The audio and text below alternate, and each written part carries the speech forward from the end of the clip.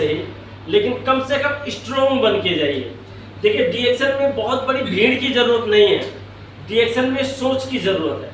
अशोक कुमार गिरी के टीम में आज 1 लाख से ज़्यादा लोगों का टीम है। ये कैसे पॉसिबल है? इसका एक ही कारण है, अशोक कुमार गिरी का सोच स्ट्रॉन्ग बना, तभी तो उनके टीम में 1 लाख लोगों का भीड़ बना। तो मतलब अगर मैं अपने आप को मजबूत बना पाऊं तो मैं अपने पीछे एक बहुत बड़ी टीम बना सकता हूं। है कि नहीं है? तो ये टीम बनाने की जरूरत है। अभी डीएक्शन में बादशाह कौन है? डीएक्शन में हीरो कौन है? जो ज़्यादा स्मार्ट दिखता है, जो ज़्यादा अच्छा कपड़ा पहनता है, जो ज़्यादा बोलना जानता है, वो नहीं। जिसका अच्छा खासा टीम है, डीएक्शन का हीरो वही है। क्योंकि टीम ही है जो आपका बिगहा है, क्या बोलते हैं, कट्ठा। हाँ, वो है टीम। वो टीम जो है वो आपका संपत्ति है कि नहीं? तो इसलिए टीम होना बहुत जरूरी है और टीम के साथ रिलेशन भी रखना बहुत जरूरी है। अभी हम लोग आज एकदम बढ़िया से बात करेंगे, आप सब लोग रिकॉर्ड कर रहे हैं। बढ़िया बात क्या करेंगे? सबसे पहली बात, हम लोग नेपाल से हैं। इंडिया से भी है कोई? इंडिया से, बांग्लादेश से, नेपाल से, मतलब लगभग नेपाल के ज्यादा है। और नेपाल का बात नहीं करें, पूरे वर्ल्ड का बात करें, और वर्ल्ड में जो ये हमारा जो एशिया टाइप में जो जगह है, जैसे नेपाल, इंडिया, बांग्लादेश, श्रीलंका, पाकिस्तान, अफगानिस्तान, ये सारा एक लगभग यहाँ पे गरीब लोगों का संख्या है। अच्छा इधर भी है कुछ, लेकिन अब हम लोग तो ज़्यादा इधर का बात करेंगे जिधर के हम हैं। अभी यहाँ पे अगर मेन जैसे हम बात करते हैं प्रॉब्लम, ठीक है, जिसे हम कहते हैं समस्या, यानी कि अगर जो यहाँ के लोगों की समस्या की बात करें तो सबसे बड़ी समस्या हमारे इधर क्या है? पहली जो समस्या है, अब ये सब समझने के बाद आप समझें, जो पहली समस्या वो क्या है? स्वास्थ्य है या नहीं है सर? स्वास्थ्य का समस्या है या नहीं है? जिसे हम एक प्रकार से बोल सकते हैं बीमारी है। अभी हमारे बीच में बहुत तेजी गति में फैल रही है। बीमारी फैलने का भी बहुत सारा कारण है। सबसे पहले तो खाना ही अच्छा नहीं है। आम में भी इंजेक्शन लगाया जा रहा है अभी, है नहीं है? हाइब्रिड खाना, सब हाइब्रिड खाना आ गया है। चावल तो हाइब्रिड आ गया, मूली, साग, सब्जी सब हाइब्रिड आ गया। तो हाइब्रिड का मतलब वो नेचुरल है ही नहीं। फिर उसके बाद में टेंशन भी बहुत जल्दी हमें बीमारी बनाती है। तो ये सबसे बड़ी प्रॉब्लम है। आज दुनिया की बात करें और दुनिया की समस्या की बात करें तो ये बीमारी सबसे बड़ी प्रॉब्लम है कि नहीं? और दूसरा जो सबसे बड़ी प्रॉब्लम है वो है बेरोजगारी, है कि नहीं है? बेरोजगारी ये भी एक बहुत बड़ी समस्या है वर्ल्ड में, और बेरोजगारी भी फैलता जा रहा है। आप लोग इंडिया में जो दिल्ली है, कोई गया दिल्ली? इंडिया का दिल्ली में आप गए हैं? अच्छा, इंडिया में एक मेट्रो चला है, बहुत पहले से वो चालू है, वो मेट्रो, दिल्ली का मेट्रो। कतर में तो बहुत बाद में आया है, तो मैं भी गया था दिल्ली। अब बेरोजगारी कैसे फैल रही है इसके बारे में बोल रहा हूँ। तो जब मैं वहाँ गया तो एक जगह आता है नई दिल्ली, चांदनी चौक। तो चांदनी चौक में जब आप जाओगे उसके मेट्रो स्टेशन में, तो उसमें 4 द्वार हैं। एक वो उधर लगभग आप समझ लो कि मतलब 20 मीटर या 30 मीटर दूर पे है। ऐसे अंदर जाएगा, इधर से अंदर जाएगा, उधर से अंदर जाएगा, सब किधर से नीचे जाके मेट्रो स्टेशन बना है, जैसे इधर भी है। अब वहाँ पे हर गेट पे एक काउंटर लगा हुआ है, और एक काउंटर पे कम से कम 3-3, 4-4 लोगों का ड्यूटी क्या है? पैसे दिया, वो आपको टोकन देगा, कहाँ जाना है उस हिसाब का टोकन देगा, और टोकन आपको टच करना, खुलता हुआ चला जाएगा, जैसे इधर कार्ड देता है। अब सब जगह पे लगा। अब वहाँ पे अगर देखा जाए तो एक स्टेशन पे लगभग 4 द्वार हैं। एक द्वार पे अगर 4 लोग भी हैं तो लगभग एक स्टेशन पे 8 घंटे की शिफ्ट में लगभग 16 लोग काम करते हैं, है नहीं? और वो 3 शिफ्ट चलता है, यानी कि 24 घंटा अगर चलता है तो 3 शिफ्ट चलता है। तो 16 तिया 48, यानी कि 48 हो गया।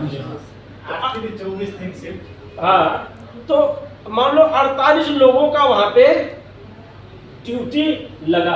अब जो टिकट काटने वाला है मिनिमम उसका ड्यूटी होगा तो 25-30 हजार। अब वो लगभग गवर्नमेंट का भी होता है, तो तो गवर्नमेंट का जॉब अभी 45-50 हजार रुपये से नीचे इंडिया में नहीं है किसी का, अगर गवर्नमेंट का जॉब है तो अब नॉर्मली 50,000 भी रख लो तो एक आदमी का 50,000 रुपये सैलरी और 48 लोगों का वहाँ पे एक स्टेशन पे काम है। अब उस तरह से पूरा दिल्ली का अगर हम आंकड़ा निकाला जाए तो ज्यादा ना निकाले फिर भी लगभग 2000 लोग तो सिर्फ स्टेशन पे टिकट काटने के लिए बैठे हैं। आज वो टिकट काटने के लिए जो बैठे हैं उनका हर एक आदमी का जो 50,000 रुपये IC रुपये उनको जो महीने का सैलरी मिलता है उस सैलरी से वो खुद उनके बाल बच्चे जो भी है सब ठीक ठाक स्कूल में पढ़ते होंगे, अच्छा खासा नॉर्मल एक मिडिल क्लास टाइप में एक जिंदगी भी जी रहे हैं, है कि नहीं है? लेकिन उसी मेट्रो को एक हाई टेक्नोलॉजी टाइम पे जैसे आज का जो टाइम इस टाइम में वही सेम मेट्रो यहाँ आने के बाद में वही जो टिकट काटने का सिस्टम था वो खत्म हो गया। यही काम अब इंसान नहीं अब कौन कर रहा है? मशीन कर रहा है। मतलब कि अगर यहाँ पे भी वही सिस्टम होता टिकट काटने वाला तो कम से कम 2000 लोग यहाँ पे भी सेट होते। वो 2000 कौन होता? आपके हमारे भाई बंद तो होते, दूसरा तो कोई नहीं होता। तो मतलब कि इस तरह से अब एग्जाम्पल आप ये समझ, अब मेरे टाइम पे जब मैं छोटा सा था तो हमारे इधर रोड बनाया है, लगभग 11 किलोमीटर का रोड बनाया। तो उस टाइम पहले फावड़े से खोद के उसमें रख के और मिट्टी फिर सर पे रख के फिर ले जाके रोड पे फेंकते थे। अभी लगभग 3-4 महीना लग गया था उस रोड को बनाने के लिए और हर जगह में मजदूर लगे हुए थे। आज वही रोड 10 दिन भी नहीं लगेगा और बना देगा, क्योंकि अब मशीन आ गई, JCB आ गई, क्या क्या आ गया है, नहीं बना देगा वही रोड। मतलब कि अब यहाँ पे भी जैसे बेरोजगार, अब वहाँ पे ये लोग तो बेरोजगार हो रहे हैं ना, यानी जो इंसान को करना चाहिए अब वो काम मशीन कर रहा है तो बेरोजगारी बढ़ रही है।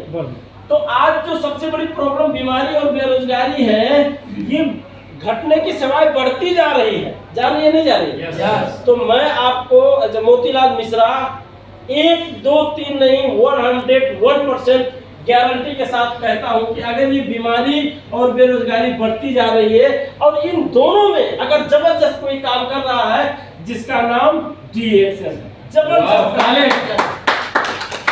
इन दोनों पे जो आज दुनिया में सबसे तेजी गति में बढ़ रही है। अब आपने कई बार सुना होगा जब हम दुनिया का डाटा उठाते हैं तो हमें क्या पता चलता है इस दुनिया में कितने ऐसे लोग हैं जो अमीर हैं, कितने ऐसे लोग हैं जो गरीब हैं। तो कैटेगरी बताया गया, कैटेगरी क्या बताया गया है कि इस दुनिया में 80% लोग ऐसे माने गए हैं जो गरीब कैटेगरी में आते हैं। किस कैटेगरी में? गरीब कैटेगरी में आते हैं। और 20% लोग ऐसे हैं जो धनी कैटेगरी में आते हैं। किसमें? धनी कैटेगरी में आते हैं। अब आपने ये डाटा तो देख लिया वर्ल्ड का। अब कुछ लोग तो 5% बताते हैं लेकिन 5% नहीं है। कहते हैं अगर आप अपने देश का 1 लाख रुपए महीने का कमाते हैं तो आप उस देश के गरीब कैटेगरी में नहीं आएंगे। जैसे मैं नेपाल का हूँ, अगर मैं नेपाल का 1 लाख रुपए महीने कमाता हूँ नेपाल में तो मैं गरीब कैटेगरी में नहीं आऊंगा। इसलिए इस डाटा को अगर देखा जाए तो आज दुनिया में 20% लोग ऐसे हैं जो गरीब हैं। ठीक है, अच्छा ये जो 20% लोग ऐसे हैं जो धनी हैं। अब ये जो धनी है ना, आपने ये भी समझने की जरूरत है, इसमें से 10% तो ऐसे धनी हैं, 10% जो ऑलरेडी धनी घर में ही जन्म ले लिया है। जैसे अब अमिताभ बच्चन धनी है ना, लेकिन उसका लड़का अभिषेक बच्चन वो भी धनी घर में ही जन्म लिया है नहीं? सलमान खान धनी घर में जन्म लिया है। शाहरुख खान का लड़का आर्यन खान वो भी धनी घर में जन्म लिया है। अभी प्रचंड का लड़का या प्रचंड की लड़की वो गरीब घर में जन्म लिया है? नहीं ना। हमारे कतर का जो शेख हमद है उसका लड़का गरीब घर में जन्म लिया है? नहीं ना। तो ऐसे लोग 10% हैं, ऐसे लोग 10% हैं जो गरीब घर में जिन्होंने जन्म ही लिया है, वो धनी घर में जिन्होंने जन्म ही लिया है वो कितने परसेंट है? 10%। लेकिन 10% ऐसे हैं जो गरीब घर में जन्म लिए थे, जो यहाँ पे जन्म लिया था, 10% ऐसे भी हैं और यहाँ से यहाँ गए हैं, जिसमें आप शाहरुख खान को भी समझ सकते हैं। शाहरुख खान गरीब घर में जन्म लिया था, है नहीं? अब हम उधर नहीं जाए, हम DSN की बात करें। मैंने अभी क्या कहा है कि अगर आप महीने का 1 लाख रुपए से ज्यादा इनकम करते हो तो उस देश के आप गरीब की लिस्ट में नहीं आओगे। तो मतलब कामेश्वर ईश्वर मंडल गरीब लिस्ट में नहीं है, धनी लिस्ट में आएंगे।